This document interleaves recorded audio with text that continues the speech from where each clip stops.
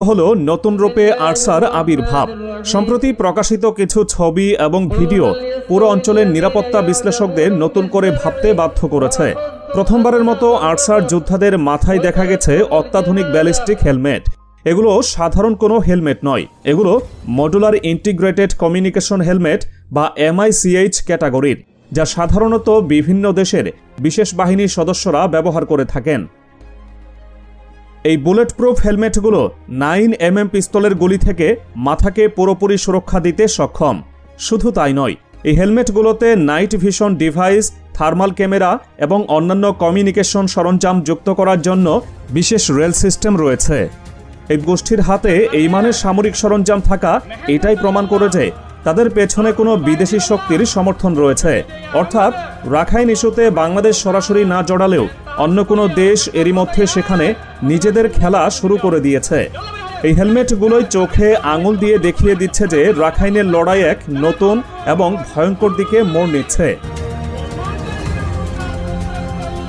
Archer শক্তি বৃদ্ধির প্রমাণ শুধু হেলমেটেই সীমাবদ্ধ নয়, তাদের হাতে এখন দেখা যাচ্ছে হাঙ্গেরির তৈরি বিখ্যাত FAG AMD65 রাইফেল।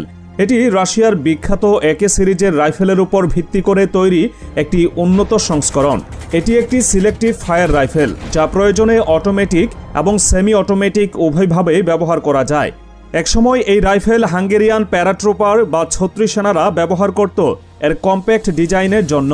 ভিয়েতনাম যুদ্ধ থেকে শুরু করে আফগানিস্তানের পুলিশ বাহিনীও এর রাইফেল ব্যবহার করেছে। এখন প্রশ্ন হলো, ইউরোপের এই শক্তিশালী অস্ত্র মিয়ানমারের গহীন জঙ্গলে আরসার হাতে পৌঁছালো কিভাবে? এর একটাই সম্ভাব্য উত্তর, আন্তর্জাতিক অস্ত্রের কালোবাজার এবং এর পেছনে থাকা শক্তিশালী কোনো পক্ষ, যে পক্ষটি চায় না রাখাইনে আরাকান আর্মি বা মিয়ানমার জান্তার একচ্ছত্র নিয়ন্ত্রণ প্রতিষ্ঠিত হোক। এই নতুন সমীকরণ বাংলাদেশের জন্য একই সাথে সম্ভাবনা এবং ঝুঁকি তৈরি করেছে। একদিকে আরসা যদি আরাকান আর্মিকে ব্যস্ত রাখতে পারে, তা বাংলাদেশের ওপর থেকে চাপ কমাতে পারে, কিন্তু অন্যদিকে বাংলাদেশের দোরগোড়ায় একটি বিদেশি শক্তি সমর্থিত সশস্ত্র গোষ্ঠীর উত্থান কখনোই স্বস্তির খবর হতে পারে না।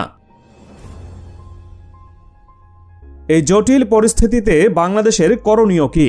যখন এক সীমান্তে আরাকান আর্মির মতো গোষ্ঠী চোখ রাঙাচ্ছে এবং অন্যদিকে পার্বত্য চট্টগ্রামে নতুন করে অস্থিরতা তৈরির চেষ্টা চলছে, তখন দেশের নিরাপত্তা বিশেষজ্ঞরা কঠোর পদক্ষেপের কথা বলছেন।